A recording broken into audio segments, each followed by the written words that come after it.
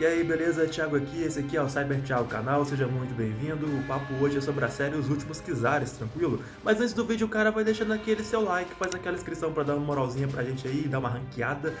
Não custa nada, só um clique, beleza? Bora lá pro vídeo. Os Últimos Kizares é uma série documentário que chegou pra gente aí agora na Netflix, com 6 episódios de mais ou menos 45 minutos cada um.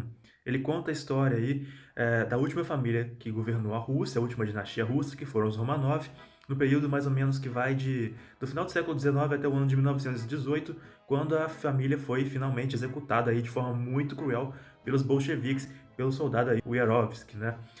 Essa série ela é muito interessante, por quê? Porque ela não é somente um documentário, ela é uma dramatização misturada com um documentário, por isso um docudrama, que conta aí muito bem essa história, esse período aí do governo do Nicolau II, que foi o último czar que a Rússia teve, todo aquele relacionamento dele com a czarina Alexandra, junto com outras figuras emblemáticas da história, como por exemplo Rasputin, que era uma espécie de guru religioso deles ali, que era bem excêntrico, um personagem interessante da história e ao mesmo tempo estranho para o modo de vida convencional assim.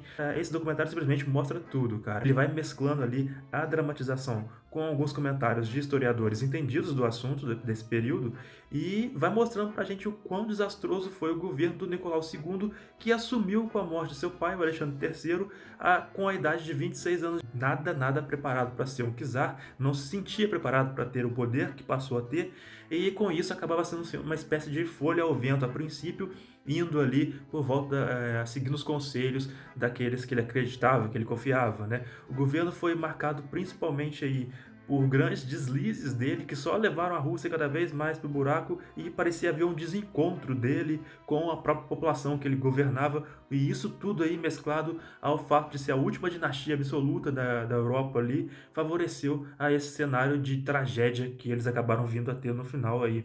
Né? Foi uma série de fatores, o documentário mostra isso, quem já estudou história aí também sabe disso. A narrativa vai sendo contada ali, trabalhando sobre aquela ideia de que Anastasia teria sobrevivido, o que parece que não sobreviveu, ela foi realmente executada. Então é muito interessante. A série tem uma boa capacidade aí de contar a história, mistura essa forma de dramatização com os comentários dos historiadores ali, fazem com que você fique cativado a assistir, o que é muito interessante, ficou muito bem produzido. Ela conta com ótimos figurinos, as pedrarias, as joias estão muito bem representadas, os palacetes de São Petersburgo estão maravilhosamente bem representados.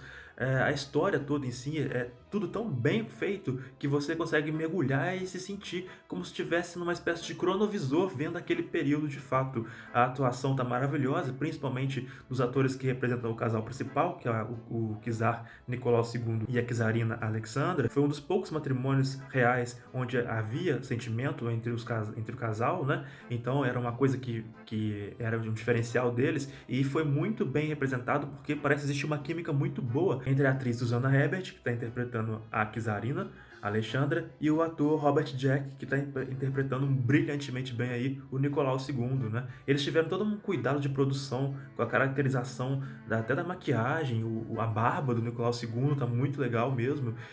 Ficou muito bem feito. O Rasputin, cara, tá a cara do que foi o Rasputin mesmo, que era esse guru deles ali. Falando um pouco do Rasputin aqui agora, ele é uma figura muito excêntrica.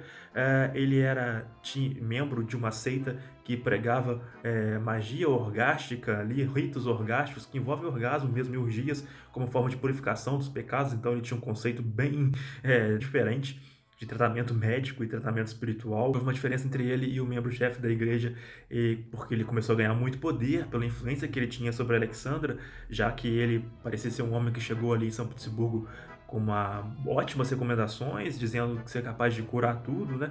Esse casal, eles custaram para ter um filho, eles tiveram 4 filhas, e o quinto aí nasceu um menino, que foi o Alexis, mas infelizmente ele nasceu com hemofilia, e isso deixou eles perturbados ali, principalmente a czarina, e ela passou a confiar absurdamente no Rasputin, porque ele parecia ser uma promessa de cura para o garoto. Cura essa que nunca viria, porque ele era portador de hemofilia, então não tinha como. Isso acabou mesmo favorecendo com que o Rasputin tivesse cada vez mais poder dentro da corte ali na Rússia. Complicou mais ainda a situação do Nicolau II, que cometeu gafe atrás de gafe, ali, erro atrás de erro administrativo. Ele foi para a guerra e os soldados não confiaram nele, porque ele acabou não servindo de nada no front. Ele acabou sendo desmoralizado porque houve uma suspeita devido a essa adoração, essa devoção da Alexandra pelo Rasputin de que eles estavam tendo um caso, e o Rasputin era conhecido pelo seu extremo apetite sexual. Então o Nicolau II nunca teve um pulso muito forte para governar e acabou se tornando um czar aí nesse período mais turbulento da história russa, né? Tirando tudo que veio depois aí, que foi esse período de imensas transformações, que foi o final do século XIX e o começo do século XX, tecnológicas inclusive, né? A Rússia deixou de ser uma Rússia rural e estava se tornando uma Rússia industrializada, com telefone, automóveis estavam dando lugar às carruagens. Então foi uma transformação muito grande, muito rápida, e por uma dinastia que representava tudo aquilo que a Europa já tinha como velho e ultrapassado, né? Já que eles eram absolutistas. Tudo isso complicou ali e contribuiu para esse cenário. A fotografia está maravilhosa, mostra os cenários ali dos palácios de São Petersburgo maravilhosamente bem, ambienta aquela realidade ali de uma forma muito convincente, tem umas tomadas aéreas da floresta, mostrando a situação ficando mais tensa, quando a família real é mandada para a casa do propósito ali, né, pelos bolcheviques, para poder, onde eles são infelizmente executados no final da história toda, e isso não é o spoiler, afinal de contas isso é história. Tem todo aquele clima de tensão e de isolamento transmitido. Foi bem legal, foi bem interessante, é gostoso de assistir. É uma forma de você aprender história cativante, muito interessante mesmo. Bom, fica essa dica aí de série, Os Últimos Czares, é isso aí que eu tinha pra falar sobre ela hoje. Valeu, galera, abração.